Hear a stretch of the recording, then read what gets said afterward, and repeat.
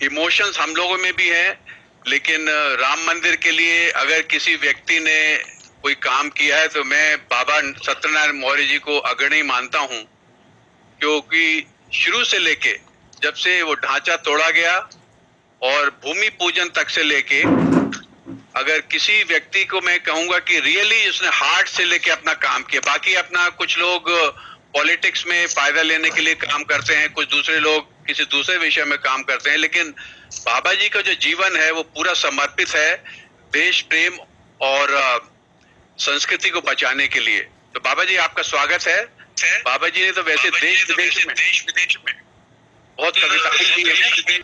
तो बाबा जी का परिचय जो है सभी लोग जानते हैं। बाबा जी ने पेंटिंग के जरिए अपने कार्टून बना के और अपनी जो भारत माँ की आरती जो है बाबा जी की, वो पूरे देश विदेश में बहुत प्रसिद्ध है और उसके जरिए बाबा जी ने सभी लोगों को जगाया है। तो बाबा जी आपका स्वागत है और आपकी वहाँ पे लाइव पेंटिंग भी लोग देखेंगे और मुझे भी बोला गया, तो मैं भी इतने लोग यहाँ पे कवि लोग हैं जो कि इतने प्रसिद्ध कवि हैं, उनके बीच में कविताएं सुनाना मेरे लिए थोड़ा सा, लेकिन मैंने एक कविता 18 साल पहले लिखी थी जबकि ये ढांचा टूटा गया था और हमारे कार सेवकों को जब मारा गया था, तो वो जो मन में भाव उत्पन्न हुए थे उस समय हम लोग बसेस में जाते थे, मेरे साथ आरएसएस, यहाँ पे एचएसएस बोलते हैं जिसको, वीएचपी के कार्यकर्ता सब लोग रहते थे और मैं वो कविता सुनाता था। सारे साथी मेरे उस पर इतना जोश भरा था कि ऐसा लगता था कि हम लोग जाके भारत में कुछ करें। तो वो जो गजेंद्र जी अगर बोलते हैं तो वो कविता मैं सुनाऊंगा, और बाबा जी अगर लाइव पेंटिंग करना चाहें तो बाबा जी वो पेंटिंग भी अगर करें तो वो आवाज नहीं आ रही मेरी?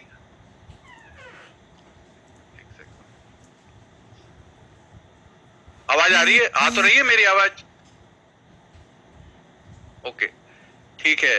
तो बाबा जी जब तैयारी कर लेंगे तो बाबा जी भी थम्स अप कर देंगे। तो यहाँ पे पेंटिंग के लिए सभी लोग, तो स्क्रीन में मेरे ख्याल से खाली मैं और बाबा जी दिखेंगे और बाकी आप लोग मेरे ख्याल से बैक स्टेज पे जाके, कि तो होली का मौसम था जी, जब ढांचा तोड़ा गया था और उस समय ये कविता निकली थी, तो होली के ऊपर ही बनाई गई थी और जो जो मुद्दे थे तो वो सारी चीजें अभी भी हैं, लेकिन मैंने उसमें बिना हेर फेर किए हुए। तो मैं चाहता हूं कि सभी लोग जो श्रोता दर्शक लोग देख रहे हैं वो 18 साल पहले 2002 में पहुंच जाएं और उस स्थिति को देखते हुए और बाबा जी के पेंटिंग करते हुए मेरी भी कविता को ध्यान से सुने। तो मैं शुरू करता हूं। तो होली का था कि वो होली आई है और हमको भी मंदिर बनाना हमको। होली आई आवाज मेरी गूंज रही है थोड़ी सी, इसको किसी को वो म्यूट करना पड़ेगा। होली आई ऐसा रंग जमाना है, होली आई ऐसा रंग जमाना है, रंग उड़े या खून बहे पर मंदिर हमें बनाना है। होली आई ऐसा रंग जमाना है, रंग उड़े या खून बहे पर मंदिर वहीं बनाना है। होली आई ऐसा रंग जमाना है। क्या कसूर किया था बोलो कार सेवकी नारों ने, दिखलाया था जोश भक्ति का सिया राम के प्यारों ने। घर मेरे भारत में जय श्री राम बोलना पाप है, मुल्ला बोले अल्लाह मौला ये कैसा इंसाफ है। ईश्वर अल्लाह हमने गाया ये गलती हमारी है, चलो हुंकार लगाओ अब तो सिया राम की बारी है। चलो हुंकार लगाओ अब तो सिया राम की बारी है। जो बजरंग बली ने गाया नारा वही लगाना है। होली आई ऐसा रंग जमाना है, रंग उड़े या खून बहे पर मंदिर वही बनाना है। होली आई ऐसा रंग जमाना है। सीरियल रामायण ने ही हमको एक बनाया था। जब लेट 80s में जब भारत में गया था मैं, तो वहां का जो वर्णन आप इस में देखेंगे छंद में। सीरियल रामायण ने ही हमको एक बनाया था, सारे ट्रैफिक को रोका था, जन जन को हर्षाया था। उसी सीरियल के नायक को अयोध्या बुलवाना है, चाहे रोके कोई दुश्मन पीठ नहीं दिखलाना है, चाहे रोके कोई दुश्मन पीठ नहीं दिखलाना है। लोहा गरम अभी है भाई, चलो अवध की ओर रे, वानर सेना बन के भक्तों चलो मचाओ शोर रे। बंद पड़ा जो बरसों से उस तीरथ को खुलवाना है, बंद पड़ा जो बरसों से उस तीरथ को खुलवाना है। होली आई ऐसा रंग जमाना है, रंग उड़े या खून बहे पर मंदिर वहीं बनाना है। होली आई ऐसा रंग जमाना है। आदरणीय आचार्यों ने ये मुहूर्त बनवाया है, आदरणीय आचार्यों ने ये मुहूर्त बनवाया है।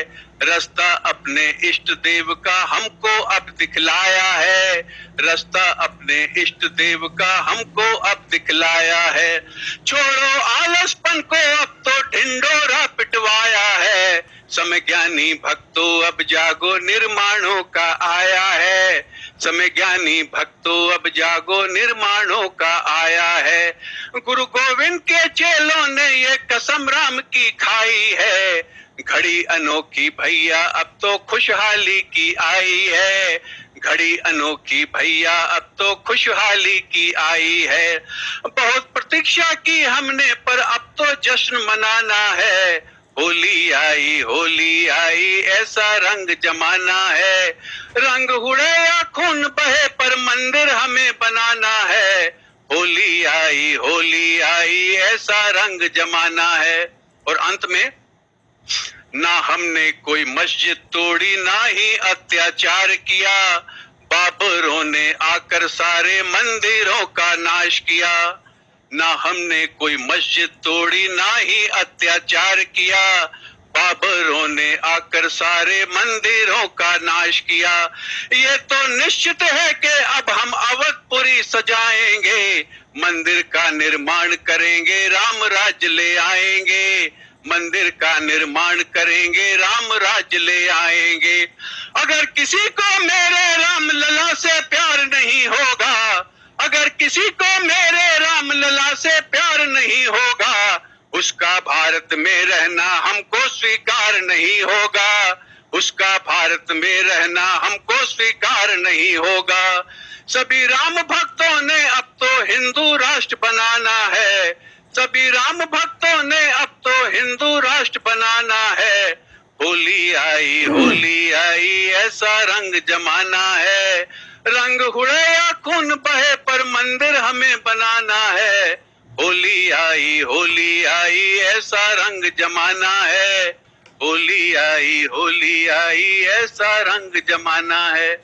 तो मैंने सोचा कि दिवाली तो मना ही ली हम लोगों ने 5 अगस्त को, और रक्षाबंधन भी मनाया, तो होली भी जो है वो मनाना आवश्यक है। और वो तो जो 18 साल पहले के जो इमोशंस थे वो अब निकल रहे हैं। और खासकर करुणा जी की कविता सुनने के बाद में थोड़ा सा जोश मुझे भी आया, और बाबा जी के रहते हैं तो थोड़ा सहारा रहता ही है। मेरी कविता चाहे अच्छी लगी हो ना लगी हो, लेकिन बाबा जी की पेंटिंग में तो मजा आप लोगों को आया ही होगा। तो मैं चाहता हूं कि सभी लोग इसको देखें चित्र को, और श्रद्धापूर्वक नमन करें जो पेंटिंग बाबा जी ने बनाई है। और बाबा जी की जो चित्रकारी है, बाबा जी ने एक बार MF हुसैन को भी चैलेंज किया था कि उसके साथ पेंटिंग में आ जाए। बाबा जी का वर्ल्ड रिकॉर्ड है कि ऑन साइड एकदम सामने इतनी स्पीड से जो पेंटिंग बनाने का, चित्र बनाने का रिकॉर्ड है, वो बाबा जी के साथ कोई compete नहीं कर सकता है। और लेकिन बाबा जी ने जो अपना जो सामर्थ्य है, जो उन्होंने अपनी जो कला है उसको देशभक्ति में लगाया है, वो सबसे बड़ी बात है। इसीलिए मैं बाबा जी का कायल रहता हूं कि बाकी तो बहुत से कलाकार सब कुछ हैं, लेकिन देश के लिए समर्पण होना ये बहुत कम देखा गया है। और ये जो है हमारे सामने बाबा जी ने चित्रण किया है। बाबा जी, इसके बाद मैं चाहता हूं कि आप भी, एक जो माहौल गर्म है, और आप भी जो है अपना माइक वगैरह में आके आप भी एक राम जी के ऊपर या जो भी आपकी इच्छा हो। बिल्कुल, माइक चालू है मेरा। आप अपनी कविता राइट, मेरी कविता हो गई। मेरे तो ऐसे ही आपको कर रहा था कि एक चित्र बनाते समय टाइम भी पास हो जाए।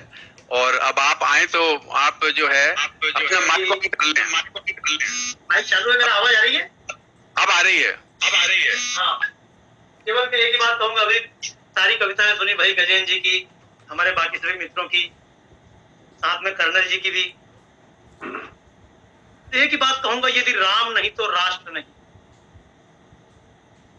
यदि राम नहीं तो राष्ट्र नहीं, यदि राम नहीं तो राष्ट्र नहीं, या राष्ट्र नहीं तो राम नहीं, केवल भूमि के टुकड़े का हे भारत माता नाम नहीं। क्योंकि आजकल तो नारे लग रहे हैं, शाहीन बाग में भी तिरंगा जा रहा है, और पहले तिरंगे से जो लोग विरोध करते थे वो आज सब तिरंगा हाथ में ले लेकर खुद को राष्ट्रभक्ति बताते हैं, लेकिन राम से विरोध करते हैं।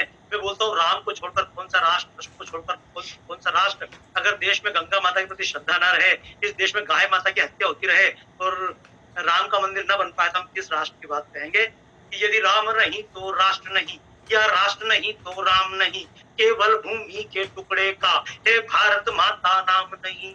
अब जन जन में हमको ऐसा सच्चा एकात्म जगाना है, ये भाव जहाँ से जागृत हो वह मंदिर वहीं बनाना है।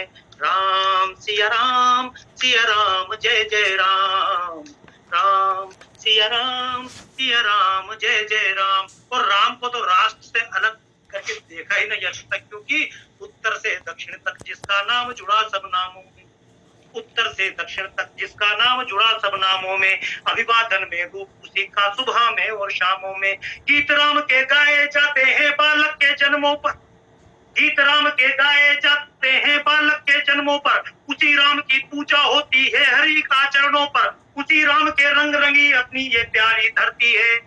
और राम नाम को सत्य बताती जाती हर एक अर्थी है, राम नाम को सत्य बताती जाती हर एक अर्थी है। उसी राम की छाया में मंचों पर आया करता हूँ, उसी राम की छाया में मंचों पर आया करता हूँ, और राष्ट्रदेव कहकर मैं उसका ध्यान लगाया करता हूँ, राष्ट्रदेव कहकर मैं उसका ध्यान लगाया करता हूँ। राम राष्ट्र की संस्कृति है, राम राष्ट्र के प्राण है, और राम के मंदिर का मतलब भारत का नवनिर्माण है। क्योंकि समय तो बहुत हो चुका है, लेकिन फिर भी मैं एक ही बात कहूंगा, जिस राम के मंदिर का हम उल्लास मना रहे हैं, तो ये मत समझ लीजिए बात पूरी हो गई, क्योंकि मंदिर जो बन गया इसका अर्थ नहीं।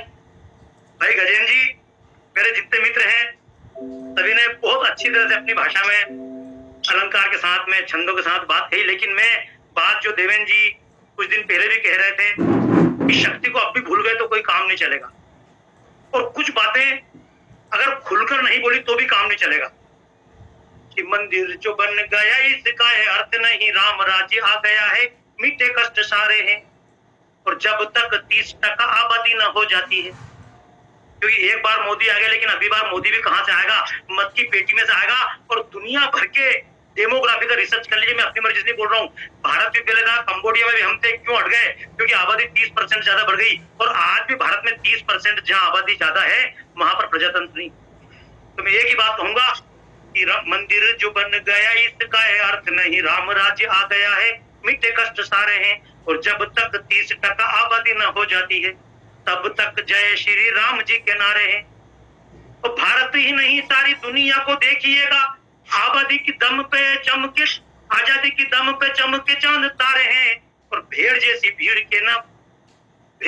भीड़ बोल के न भूलिएगा इन्हें, प्रजातंत्र में तो भीड़ के ही वारे न्यारे हैं। तो मैं एक बात कहूंगा, अयोध्या की खुशी में ज्यादा न भूलिए। अब ये बात कुछ अटपटी भी लगेगी, लोग सब खुशी मना रहे हैं, लेकिन मैं चाहूंगा खुशी स्थायी रहे।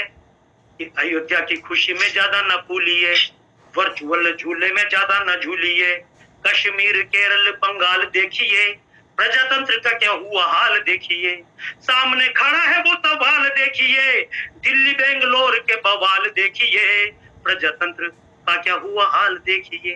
एक नहीं उनके तो चार चार हैं। राम जी भी जंगल गए लेकिन अयोध्या सुरक्षित रही। अगर राम भी अपने पिता की एक संतान होते तो अयोध्या का क्या हाल होता?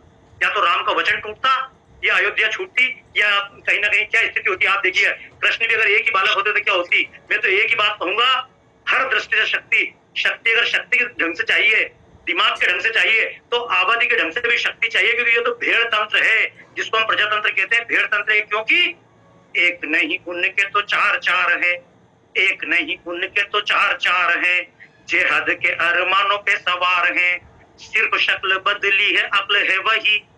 आज भी सुन लीजिएगा भारत के नेताओं को जो बोलते हैं कि सिर्फ शक्ल बदली है अक्ल है वही, गजनी के नए नए अवतार हैं। गांधी ने जिन्हें भाई बता के रोका था, आज बड़े प्रेम से बोलते हैं। मैं तो एक बात बोलता हूँ ना, अभी राहत इंदौरी मरे और मेरे जाने कितने अपने भाइयों ने बड़ा दिल रखकर श्रद्धांजलि दी। उसने क्या बोला समझा? केवल मर गया इसलिए बदला छोड़ दे। हम तो आज तक रावण का पुतला जलाते हैं। अरे 1400 साल पहले किसी ने हुसैन को मारा था, वो आज तक छाती पीट रहे हैं या हुसैन हमने हुए। वो 1400 साल में भूल नहीं पाए हुसैन को, और हम भूल जाए अपनी बुराइयों को, हम भूल जाए हमारे माँ बाप के कत्ल को, हम भूल जाए उन्होंने भारत माता को क्या गाली दी थी। एक नहीं उनके तो चार चार हैं, जेहादी अरमानों पे जो सवार हैं, सिर्फ शक्ल बदली है अक्ल है वही, गजनी के नए नए अवतार हैं। गांधी ने जिन्हें भाई बता के रोका था, उनकी औलादों का कमाल देखिए, दिल्ली बेंगलोर के बवाल देखिए। क्योंकि जिस समय हम खुशी मना रहे हैं, जिस समय हम कर्नल साहब की कविता सुन रहे हैं, उस समय 3 थाने फूक दिए गए, 250 गाड़ियां फूक दी गई है। आप नेट पे देख सकते हैं। तो मैं एक ही बात कहूंगा कि मोदी जी का 56 इंच सीना मेरे सारे कवियों ने कहा, लेकिन एक बात कहूंगा, 56 इंच सीना कब तक रहेगा? जब तक इस देश में 30% आबादी ज्यादा ना हो जाए उनकी। और हमारे तो हिंदुओं की आबादी 70% होगी भी कितनी है। जाति में पार्टी में बढ़ के हिंदू है कितने, वोटिंग परसेंटेज उठा देख लीजिएगा, फिर निर्णय कर लीजिएगा कि मोदी कब तक तुमको बचाएगा। देवेंद्र जी, ये पीड़ा आपकी भी है, मेरी भी है, और देश को पीड़ा से परिचित करना चाहता हूं कि मोदी कब तक तुमको बचाएगा। नया नेता वोट की पेटी से आएगा, कॉन्वेंट में पढ़ा तुम्हारा कूल डूड, वोटिंग के दिन छुट्टियां मनाएगा। जिस दिन भारत में वोटिंग होता है उस दिन पूरे दिल्ली से देखना, पूरे रास्ते में दिल्ली से हिमाचल प्रदेश के रास्ते में गाड़ियां जाम हो गई थी। इतनी गाड़ियां दिल्ली छोड़कर चले गए। हमको तो जिस दिन वोटिंग का मिलता है उस दिन हम एक वोट भी डालने नहीं जाते हैं, और वहां देखो तो लाइन लगी होती है। किसने नहीं देखी है? और इस बात को मैं इशारों में कहूं, मेरे मित्रों ने बहुत सारी बातें इशारों में कही हैं, मैं इशारों में बात कहने का काबिल नहीं हूं, क्योंकि इशारों की बातें गई, रस छंद अलंकार की बातें गई। अभी तो मैं एक बात कहता हूं कि अगर मान लो तुलसीदास जी की रामायण से काम चल जाता तो नई रामायणों की रचना नहीं होती, ये बातें नहीं होती। मंदिर के राम तुम्हें बचाएंगे, अरे मंदिर के राम बाबर से अपना मंदिर नहीं बचा पाए, तुम्हें बचा लेंगे। माता वैष्णो देवी तुम्हारी रक्षा कर लेगी। जिस माता वैष्णो देवी की गुफा की रक्षा पुलिस कर रही है, अरे देवता तो हमारे सीने में आने चाहिए, क्योंकि देवता भी दुर्बलों के घातक होते हैं सदा। बलि प्रथा बकरों की आज तक जारी है, शक्तिवान का होता है जमाना सदा से यारों, कमजोर की किसने आरती उतारी है। राम कृष्ण शिव हनुमान हो या और कोई, देवी देवता हमारे सभी शस्त्रधारी हैं, और इसीलिए शस्त्रधारी माता दुर्गा की भांति भारत माता भी परमाणु बमधारी। देवेंद्र जी, जो आपने एक अभियान चलाया, मैं उस अभियान को प्रणाम करना चाहता हूं कि कम से कम हिंदू खाली शक्ति की बात ना करें, धनुर्धारी राम की पूजा ना करें, अपने घर में कम से कम चाकू भी ना मिले, हमारे घर में लठ भी ना मिले। हमको पुलिस बचाएगी, पुलिस के थाने फूंक दिए गए हैं। दिल्ली में पुलिस की क्या हालत हुई है, बेंगलोर में पुलिस की क्या हालत हो रही है, और हम सोचे हमको कोई आके बचा लेगा। मैं तो एक बात कहता हूँ, सीता भी वापस आ जाती अगर शांति की बात होती, सीता भी वापस आ जाती अगर शांति की बातों से, और गर दुर्योधन का दिल परिवर्तित हो जाता नातों से, तो न राम को धनुष कृष्ण को चक्र उठाना पड़ता। पर किंतु करे क्या, भूत लाद के नहीं मानते बातों से, दावा नल भड़काती वही वायु दीप बुझाती है, और दुर्बल का कोई मीत नहीं है, नीति हमें बताती है। ऋषि मुनियों के अस्थि समूहों ने हमको बताया है, भक्ति अहिंसा का असुरों ने केवल खून बहाया है। तब की पावन परिपाटी जब झुलस रही हो ज्वाला से, तब की पावन परिपाटी जब झुलस रही हो ज्वाला से, तो तत्काल नहीं हल उसका कंठी, जब तक माला से रास रचैया को ऐसे में चक्र उठाना पड़ता है, और गीता गाकर का पुरुषों को शूर बनाना पड़ता है। श्री कृष्ण की गीता को मैं फिर दोहराने आया हूँ, जागो जागो जागो जागो, तुम्हें जगाने आया हूँ। मैं जानता हूँ देवेंद्र सिंह जी जब ये कविता पढ़ते थे बाबा जी, अमेरिका में उनका भी विरोध हुआ, फोटोशॉप पे काम कर मैंने रहे हैं वो दिन भी देखे थिएटर हैं। में वो आता जब है हम ना, ये लाइट मंच पर पड़ता है, राम जन्मभूमि लाइट कविता पड़ती पढ़ते है थे तब हमारा विरोध होता था। वो कर दो ना, आज उस बात अच्छा को लोग लगेगा आपको स्वीकार कर चेहरे रहे से। हैं और मैंने तब कविता लिखी थी, फिर मत कहना कवियों ने ना अपना धर्म निभाया था।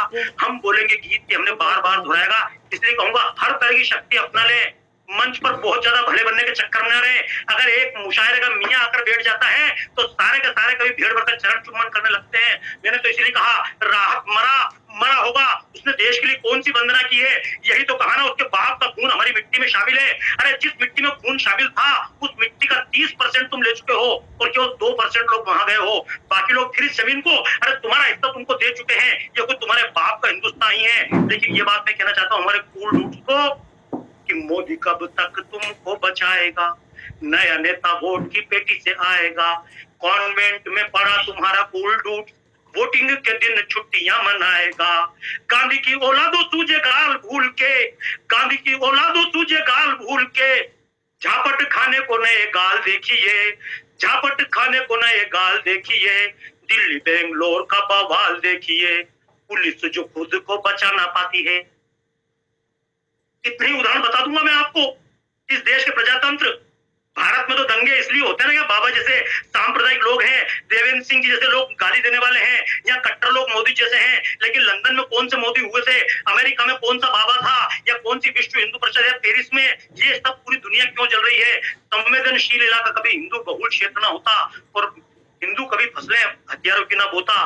मैं तो एक ही बात कहूंगा कि प्रजातंत्र है तब तक जब तक हिंदू है बहुसंख्यक, प्रजातंत्र है तब तक जब तक हिंदू है बहुसंख्यक। प्रजातंत्र का द्रोही कभी ना हिंदू हुआ अभी तक, और जहां पे हिंदू कम हो जाते दंगे वहीं पे होते।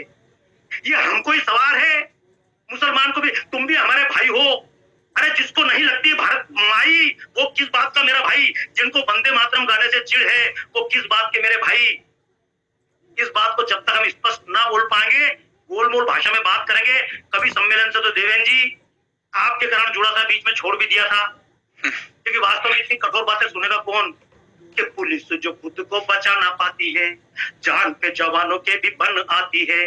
भटके मासूम जवानों की भीड़ जब थाने लूटती है, गाड़ियां जलाती है। क्या दिल्ली में नहीं देखा आपने कि किस तरह से जवान घुस रहे थे और उनको पीछे से पत्थर मार मार कर, और वो भीड़ है, वो विशेष समुदाय है, वो विशेष कौम है। अरे यही इस्लाम है।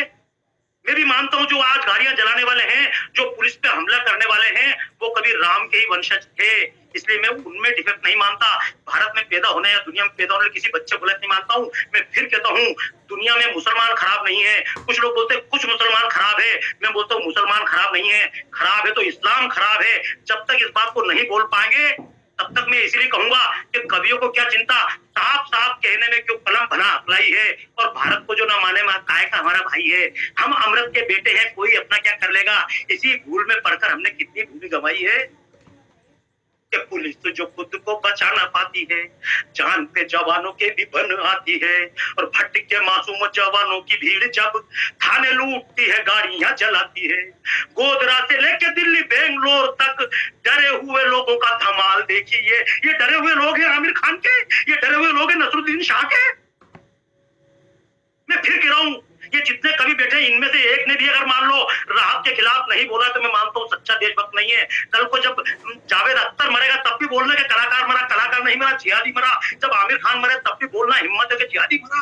अगर नहीं बोल पाते तो फिर कलाकार ही बने रहो, फिर देशभक्त कलाकार की बात छोड़ देना। क्योंकि डरे हुए लोगों का धमाल देखिए, दिल्ली बेंगलोर का बवाल देखिए। तुम बनिए हो या हो बामनों के पूत, बने रहना देश में हिंदू 70% हिंदू है, 20% ब्राह्मण है। अगर कानपुर का भी विकास हुए मारा जाए तो ब्राह्मण मारा गया। योगी जी कुछ करे तो राजपूत कर रहा है, मोदी जी करे, उमा भारती करे, कोई करे दलित बन रहा है। तुम हो कितने हिंदू हो, और जितने हो तुम्हारे पास भी क्या है कि तुम बनिए हो या हो राज बामन के पूत, तुम बनिए हो या हो बामन के पूत, शूद्र हो दलित हो या बाकी राजपूत, सिर्फ काफिर ही हो उनकी निगाह में, सिर्फ काफिर हो उनकी निगाह में। एक नहीं कई घटनाएं हैं सबूत, एक नहीं कई घटनाएं हैं सबूत। तुम्हें बकरे के जैसे देख रहे वो, मैं तो बता रहा हूं देवेंद्र जी, आपको क्या बताऊं, जब मेरठ से एक बार आ रहा था हमारा मित्र, तो रास्ते में मियाँ लोग बैठे थे गाड़ी में, सारे मदरसे वाले थे, ऊंचे पजामे वाले, और जो दिल्ली के पास में कभी गजेंद्र जी वसुंधरा की तरह बिल्डिंगें बनेगी, उस व्यक्ति ने तमाम छोकरों को उतारा और बोले सारी बिल्डिंगें तुम्हारी। हम तो कितने, बच्चा एक, शेर का बच्चा एक ही अच्छा। प्रजातंत्र में शेर का बच्चा हो या भेड़ का बच्चा या केचुए का बच्चा हो या नागराज, एक ही वोट होता है। प्रधानमंत्री का भी एक वोट है, इस देश में अनिल अंबानी का भी एक वोट है, और झोपड़पट्टी में जो बैठा हुआ पंचर जोड़ रहा उसका भी एक वोट है, जो सड़क पर झाड़ू निकाल रहा उसका भी एक वोट है, जो आपके बच्चे ले जाकर भीख मंगवा रहा है उसका भी एक वोट है। इसलिए बहुत ज्यादा अपने आप को, हम तो ज्ञानी हैं और हम तो मतलब हमने बेंगलोर कब्जा कर लिया, बना लो बेंगलोर को IT सिटी, बता दिया उन्होंने 2 दिन के अंदर क्या है, बता दिया ना हैदराबाद क्या है, बता दिया ना हमारे को अमेरिका की क्या औकात है। उसमें भी कौन था अमेरिका में, कौन नहीं जानता कौन थे हमला करने वाले। तुम बनिए हो या हो बामन के पूत, शूद्र हो दलित हो या बाके राजपूत, सिर्फ काफिर ही उनकी निगाह में, सिर्फ काफिर हो उनकी निगाह में, एक नहीं कई घटनाएं हैं सबूत। तुम्हें बकरे के जैसे देख रहे वो, आप रोटी, आप नौकरी और रोटी दाल देखिए, दिल्ली बेंगलोर का बवाल देखिए। देवेंद्र जी बहुत बहुत बधाई दूंगा आपको, रचिता जी को। मैं तो दिल्ली हिंदी USA से शुरू से जुड़ा हुआ हूँ, और वास्तव में हिंदी USA ऐसा मंच है जिसने कभी, कर्नल साहब प्रणाम आपको, जो कुछ मैंने सुना है, आपकी भाषा सुनी, सब कुछ सुना, लेकिन मैं जानता हूँ सेना पर भी हमले कहाँ पर होते हैं, पुलिस पर भी हमले करने वाला कौन है। बस हम किसी न किसी सद्भाव के कारण मौन है, और जब तक सद्भाव रहेगा, ये याद रखने की बात है, परित्राणाय च साधूनां विनाशाय च दुष्कृताम। हम बिना परित्राण तो साधुओं को करना चाहते हैं, लेकिन दुष्टों का विनाश में हमको शर्म आती है। और मैं भी एक बात कहता हूँ, अगर मान लो केवल चरखा चलाने से आजादी मिल जाती तो आज हमने चरखा चला के चाइना को भी जीत लिया होता। मेरा कहना, स्वदेशी का भी भाव समझें, इसका भाव समझें। देवेंद्र जी ने भी आपकी रचनाओं सराहा, मैं भी आपको प्रणाम करना चाहता हूँ भाई। प्रख्यात जितने लोग मेरे मित्र बैठे हुए हैं, और गजेंद्र जी की तो रचना, वास्तव में उनकी रचना तो हर रस के मुझे दर्शन होते हैं। बाकी मेरे और भी मित्र आए थे, मैं सभी मेरे राजमित्र भाई को, देवेंद्र जी को, सभी को प्रणाम करना चाहूंगा। मुझे लगता है देवेंद्र जी वापस मुझे कभी बना के छोड़ोगे आप। मैं करीब 15 साल से दूर हूँ। आज मुझे लगा, आपने कहा कविता पढ़ना, मैंने कहा क्या कविता पढ़ूं, तो मैंने कहा कम से कम नई कविता निकाल के कविता पढ़ूं, चूंकि कर्नल साहब सुन रहे हैं। इसलिए कर्नल साहब, मेरी कुछ रचनाएं ऐसी रही जिनको मैं अपनी रचना नहीं बोलता हूँ, क्योंकि वो रचनाएं कभी परमात्मा ने लिखा, कभी पुरानी पढ़ने वाली रचनाएं नहीं है वो। और तब भी मैं कहता था, आज से 15 साल 20 साल पहले मैंने जो कविता लिखी थी, वो कविता आज भी वो की वही है। तब मैं जिस बात को कहता था कि हम जिसको बार बार बोल देते हैं कि फिर मत कहना कवियों ने ना अपना धर्म निभाया था, हम बोलेंगे गीत कि हमने बार बार दोहराया था, क्योंकि दुश्मन की ताकत से ज्यादा ताकत सदा हमारी थी। सेना के बारे में क्या कहेंगे, हमारे 20 सैनिकों ने हालत खराब कर दी सबकी, लेकिन सेना की ताकत भी क्या काम करेगी। सेना भी तो जिसके आदेश पे काम, सेना तो है वीर शिवा की पर शासन था जय चंदों का, और चाणक्य की लाशों पर सिंहासन था जब नंदों का। तो हमने तब भी सेना की स्थिति देखी। सेना भी अंततः हमारे वोट की पेटी उसी आधार पर काम करेगी। मैं इसलिए कहूंगा कि हमारी बस समापन करता हूँ, खत्म। मैं आपको कहना चाहता हूँ कि मैंने अभी मैं श्रीनगर गया था, वहां मैंने फौजियों को कविता सुनाई, उनकी 4 पंक्ति आपको कहना चाहता हूं।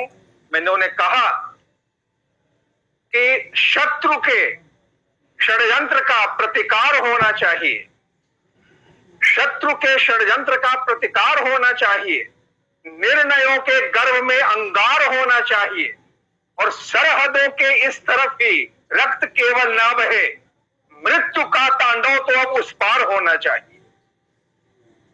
क्या बात है, क्या बात है, बहुत सुंदर। डॉक्टर साहब, कर्नल साहब, मेरा भी सौभाग्य रहा, जब करगिल का युद्ध हुआ था तो करगिल, द्रास, बटालिक सब जगह जाने का सौभाग्य मुझे प्राप्त हुआ। असम की तरफ जब भी जाता हूँ तो मिलिट्री में, जहां पर मेरे मित्र लोग हैं, जब भी, और अभी तो मैं चाहता हूँ देवेंद्र सिंह जी, गजेंद्र जी, माननीय राजनाथ जी से बात करूंगा, और जो कवि सम्मेलन यहाँ हो रहा है तो सैनिकों के बीच में होना चाहिए। कर्नल साहब, आपके अनुगामी बनकर हम सब आपके साथ चलने को तैयार हैं। मैं तो चाहता हूँ जहां तक भारत के हम भी बात करें, और केवल अंतिम बात ये कर दूं मैं आपसे कि हम गीत तो गाएं, लेकिन गीत में एक बात याद रख लें, कवियों की तरफ से, आप सब कवियों की तरफ से, जितने लोग मुझे सुन पा रहे हैं भारत के, दुनिया भर के, उनसे एक ही बात कहूंगा, हमारी ताकत कभी कमजोर ना थी, लेकिन कहीं ना कहीं कोई गलती हुई कि कंबोडिया आज हमारे पास नहीं है, ये वियतनाम जिसको हम चंपा देश बोलते थे वो हमारे पास नहीं है, जिसको हम जावा सुमात्रा बोलते हैं ये हमारा श्री विजय साम्राज्य था वो हमारे पास नहीं है, जिसको हम कहते हैं थाईलैंड ये हमारा श्याम देश था ये आज हमारे पास नहीं है। ये देवेंद्र सिंह जी जिस अमेरिका में बैठे हुए हैं, इस अमेरिका के मेक्सिको में नीचे जाकर देखें तो कोलंबस के पहुंचने से 600 साल पुराना शिलालेख लगा हुआ है जिसमें लिखा है वासुदेव नाविक मैंने यहाँ पर सूर्य मंदिर में पूजा की। यानी अमेरिका में हमारी ठहरी थी। ये सोमाली जो हमारी सोमाली के नाम से बना था, सोमालिया वहां तक ये जब ये जिसको हम बोलते हैं मिस्र में जब नील नदी की खोज की गई तो खोज करने की जिसने विल्सन ने खोज की, उस विल्सन ने खोज कर नहीं पा रहा था तो उसने भारत के पंडित से पूछा तो भारत के पंडित ने भविष्य पुराण पढ़ के बताया कि वहां पर है। यानी हमारे पंडित लोग वहां जाकर पहले मिस्र को भी पूरे देख के आ गए थे। वो बातें फिर कभी चर्चा करूंगा जिसके ऊपर मैं प्रदर्शनियां बनाता हूँ, क्योंकि आजकल मुझे ज्यादा आनंद प्रदर्शनियां बनाने में मिलता है ताकि मैं अपनी बात कम से कम ज्यादा बोल सकूं। और इसीलिए भी लेकिन फिर भी मैं कहूंगा कि हस्ती ना मिट सकी हमारी, दुश्मन था जग सदियों से। हमारे कवि मित्र जितने भी हैं, जनता को बेवकूफ मत बनाना। हस्ती नहीं मिटी, अरे क्या हस्ती नहीं मिटी? गांधार चला गया, हस्ती नहीं मिटी। पाकिस्तान चला गया, हस्ती नहीं मिटी। हमारे कश्मीर में संकट है, पीओ के दबा लिया गया, हस्ती नहीं मिटी। जो भारत का नक्शा देखते पुरानी चाइना ने दबा रखा है, हस्ती नहीं मिटी। कब तक अपने आप को बेवकूफ बनाएंगे इकबाल की भाषा में कि हस्ती ना मिट सकी हमारी, दुश्मन था जग सदियों से। गाकर मत फूलो, जाकर पूछो पंजाबी नदियों से, कहाँ गया कंधार, कहाँ ननकाना साहिब प्यारा है। दूर हुआ गंगा से उसका सप्त सिंधु जल न्यारा है। काश्मीर कैलाश गया और हस्ती मिट्टी आई है। दिग्विजयी भारत की सीमा सदा सिमटती आई है। कहाँ गया वो तक्षशिला का गुरुकुल जिसने दुनिया को ज्ञान कला विज्ञान धर्म का पहला पाठ पढ़ाया था। फिर मत कहना कवियों ने ना अपना धर्म निभाया था। हम बोलेंगे गीत हमने बार बार दोहराया था। हम बोलेंगे गीत हमने बार बार। और सेना तो आज से नहीं, पहले से हमारी सेना वही सेना है कि दुश्मन की ताकत से ज्यादा ताकत सदा हमारी थी। मुझे बहुत अच्छा लगा, छोटे भाई भी ताली बजा रहे हैं कि दुश्मन की ताकत से ज्यादा ताकत सदा हमारी थी। चंद दुश्मनों ने कर ली फिर भी हम पर सरदारी थी। मुझे मतलब नहीं राम का मंदिर कब बनेगा, मुझे चिंता यह है राम का मंदिर टूटा क्यों था। जिस दिन राम का मंदिर टूटा क्यों था ये उत्तर मिल जाएगा, उस दिन काशी और विश्वनाथ और हमारे कृष्ण जन्मभूमि और 3000 मंदिर वापस हमारे पास आने में देर नहीं लगेगी। वरना बना लेना मंदिर, इससे बड़े बड़े मंदिर पहले भी बने हैं। कंबोडिया का मंदिर राम मंदिर से बड़ा है, लेकिन आज वहां पर हम नहीं है। मैं तो कहूंगा यह मंदिर बने लेकिन ये मंदिर लंबा चले। दिग्विजय हमारी पताकाएं अयोध्या में शिलाएं गूंज रही। डॉक्टर साहब मैंने 20 साल पहले जब अयोध्या से निकला था और छेनी हथौड़े से मैंने खुद ने भी पत्थर की खुदाई की थी। मैंने तब अयोध्या में एक बात कही थी कि जो राम की वंदना करते हैं, मुसलमान के भी राम, हिंदुओं के भी राम, उनसे एक बात कह दूं कि अवध में गूंज रही आवाजें छेनी और हथौड़े की। अवध में गूंज रही गजेंद्र जी बोर हो गए यार, गर्दन आपकी लटक गई। अवध में गूंज रही आवाजें छेनी और हथौड़े की। लगता जैसे ये टापे हैं अश्वमेध के घोड़े की। लगता जैसे ये टापे हैं अश्वमेध के घोड़े की। जिन्हें प्राण का भय है पूजा कर ले वे तस्वीरों की। हमें जरूरत राम पे जान लुटाने वाले वीरों की। अखिल विश्व में प्रभु राम की विजय ध्वजा फहराना है और ठाट हटाकर ठाट बाट से स्वर्ण शिखर तक। और मुझे एक चिंता और भी डॉक्टर साहब, जब अमरनाथ के पथपति सैनिक खड़े होते हैं मैं उनको भी याद करता हूँ और उनको भी राम मंदिर से जोड़ता हूँ, क्योंकि केवल राम मंदिर का विषय नहीं था, ये विषय अमरनाथ से भी जुड़ा है, ये विषय हमारे कैलाश से भी जुड़ा है। अमरनाथ का पथ भी अलगावों का आज शिकार हुआ। अमरनाथ का पथ भी अलगावों का आज शिकार हुआ। बर्फीला हिमवान बारूदों में जलकर अंगार हुआ। प्रांतवाद के खंजर से घायल गंगा कावेरी है। ये है राम मंदिर। जब राम मंदिर बना तो केरल और कर्नाटक, मैं तो एक बार कवि सम्मेलन में गया था केरल और उसके बाद गया था कर्नाटक। मेरे साथ के सारे कवियों ने स्वर बदल लिए। कावेरी का जल किसको कितना मिलना चाहिए, नेताओं को देखकर कवियों ने भी स्वर बदल लिए। कर्नाटक को मिलना चाहिए और वही कवि केरल में बैठकर बोल रहे हैं केरल को मिलना चाहिए। मैंने केवल एक बात कही थी, कावेरी जल नहीं है, कावेरी हमारी माँ है और माँ का जल किस बेटों को कितना मिलेगा माँ तय, बेटों को तय करने का अधिकार नहीं है। ये जल नहीं है, इन नदियों में जल नहीं, हमारी माँ की ममता बहती है। समापन करता हूँ कि अमरनाथ का पथ भी अलगावों का आज शिकार हुआ। बर्फीला हिमवान बारूदों में जलकर अंगार हुआ। प्रांतवाद के खंजर से घायल गंगा कावेरी है और जातिवाद के अनियारे की छाई रात घनेरी है। इन सब का हल राष्ट्र प्रेम, इन सब का हल राष्ट्र प्रेम जो मंदिर से उपजाना है और टाट हटाकर ठाट बाट से स्वर्ण शिखर तक जाना है। टाट, क्योंकि लोग कई बार बोलते हैं मंदिर कब बनेगा, मंदिर अब बनेगा। मैं कहता हूँ नहीं, मंदिर तो मैं खुद अपने हाथ से बनाकर आया हूँ। जैसा देवेंद्र जी ने कहा, मैं अपने बैनर के कपड़े से मंदिर बनाकर आया था, तभी से गीत गाता हूँ। मंदिर तो बन चुका, उसे अब केवल भव्य बनाना है। और टाट हटाकर ठाट बाट से स्वर्ण शिखर बना है। ये जिस दिन राम मंदिर का स्वर्ण शिखर बने, हम सब कवियों की भावना है। जितने मित्र मुझे सुन पा रहे हैं, अंत में मौका मिला, इतना मिला, लेकिन आवश्यकता से ज्यादा मिल गया।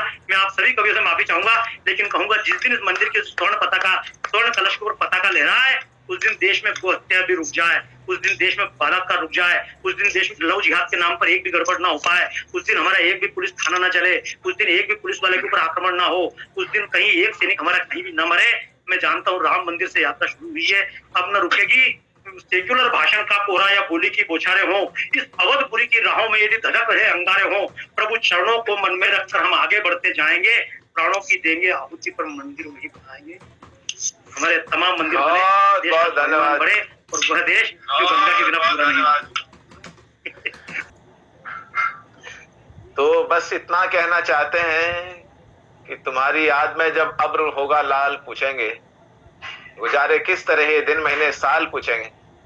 अभी इन खुशनुमा लम्हात को हम अलविदा कह दें, मिलेंगे फिर कभी तो फिर तुम्हारा हाल पूछें।